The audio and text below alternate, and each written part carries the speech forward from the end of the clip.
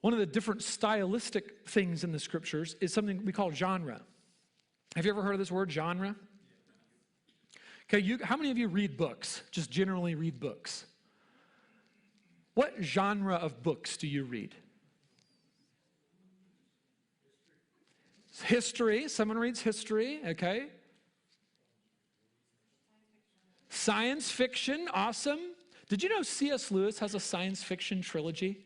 Yeah, I've never read it, but I think it'd be cool. What else? What? Biographies, okay. Does anybody read poetry? That's oh, okay. I think I heard a scoff back there. Oh, man, okay. So we understand this. There are different styles of writing, yes? Different categories of writing. That's also true in the Bible.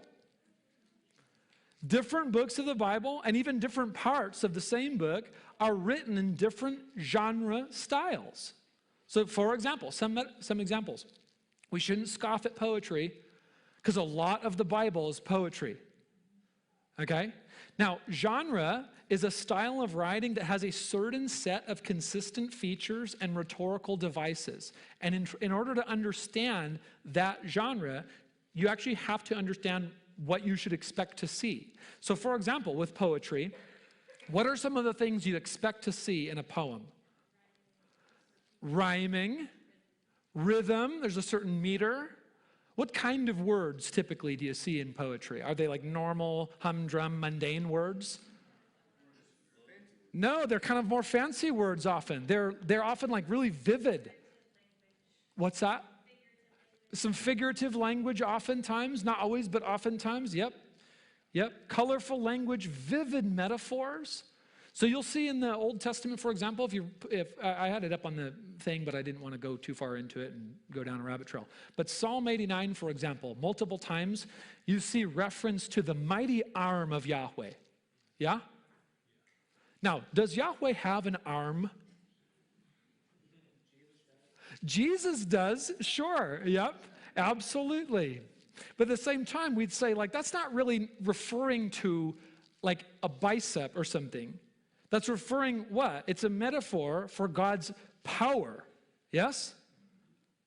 So there's vivid metaphor, colorful language. Now, there's also, in the Bible, the genre of narrative, a narrative. Now, what would we expect to see in a narrative, in a story? What kind of features? What's that? A timeline, yeah. So there's like a flow of the story. Yeah, absolutely.